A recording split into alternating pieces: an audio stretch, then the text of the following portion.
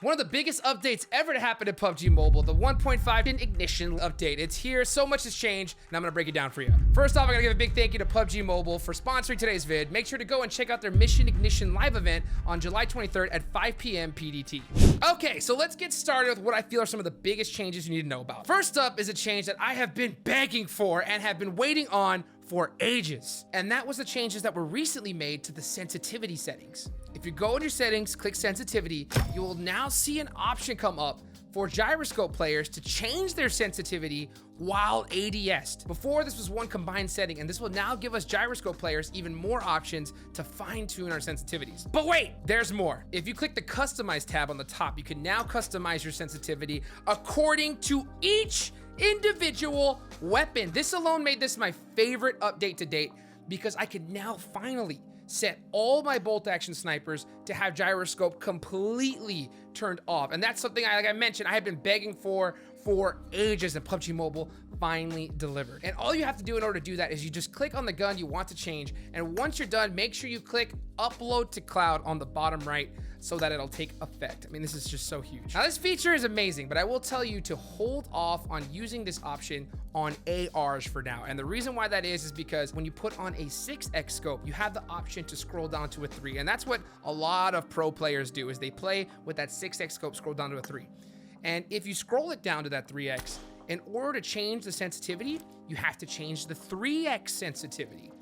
Now, the issue is if you go to the customize option currently and do that to an AR, it makes it to where the 6x sensitivity is the only thing you change in order to change your sense. So if you scroll it down to a 3x, you have to change 6x. So it kind of messes things up a little bit. So I would hold off for now on doing it for ARs, but for bolt actions, which is a person like me, have at it, baby. Next thing you need to know about is the new third-person camera perspective setting. Go to your settings, scroll down in your basic settings, and you can now see the new third-person perspective camera view slide. Now watch what happens when you crank it all the way to 90. Boom!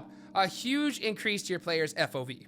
Now, just like the FPP FOV setting, it's up to you to decide which you prefer. The lower the setting, the more zoomed in your FOV will be, which will make you see less around your character, but will make the enemies on your screen turn larger and make them easier to shoot. The higher you raise it, the more zoomed out your FOV will be, allowing you to see more of the game than players that have it set lower, but it will make the enemies in the center of your screen appear smaller, especially at distance. So personally, I feel the more vision you have on your screen, the better, but it's all preference at the end of the day. Let me know in the comments, what do you think is the best and why? Now, some of you players that have already played this update may have felt something was a little off with your aim, and that's because there was changes to your player movement. Tap the crouch button and you will notice what I'm talking about instantly. Check it out. Now let's move on to some of the UI changes made in this update. There's a new quick wheel for throwables and consumables, which is intended to make it easier to switch through them by just swiping your thumb. They've also added a quick throw feature, which you have to enable first in your settings. Once turned on, it'll immediately make you start using a consumable the second you swipe to it. There's now a new remaining ammo indicator where if you're below 25% ammo, the number will turn yellow. And if you're below 10%, it'll turn red, which I think is a nice touch. PUBG Mobile also added some breakable windows into Erangel. So certain areas where you go to, they have glass on the windows now. You have to shoot them out. You can hear them cracking, which I think definitely kind of adds a little extra dynamic to the gameplay. So you can be able to hear, you know, somebody cracking a window and you know that someone's coming in the building. You know, I think it's pretty cool. Also in this update, they integrated a rate of fire compensation system. Now, I haven't tested this out to its absolute fullest yet, so I'm just going by what their word is, but from what it looks like, it's gonna be pretty cool. So what they did was they added a unified system for firearms with different frame rates to solve the problem of inconsistent rates of fire when the frame rates are different. So for example, if you had somebody who had a device that had better frame rates, the rate of fire happened to be just slightly different as opposed to someone who was lower. And now with this, it should be much more consistent across the board of all players, which I think is huge. Now moving on to the new firearms and combat improvements. Now there's a lot of things that changed that were not in the patch notes, and I'm gonna go into that in a little bit here, but I'm gonna start off with the ones that were. So right off the bat, there is a new weapon, and it's the MG3 light machine gun. And this is a crate only weapon. It uses 7.62 and it features a unique firing mode now. It has a rate of fire that you can actually adjust from 660 to 990 rounds per minute, which allows both stable, continuous shooting from long range or just rapid fire up close spraying, which is an entirely new mechanic to the game. When using a bipod, its recoil is ridiculously reduced when firing while laying down. So this gun, I'll tell you what, it is by far the new meta. If you get a chance to even see this gun, pick it up immediately. Now, because there is a new LMG in crate drops, there has been changes done to the lovely M249, aka the Squad Wiper. Now, this will no longer be in airdrops. It's a world spawn, so you can find it anywhere in the map, wherever it decides to spawn.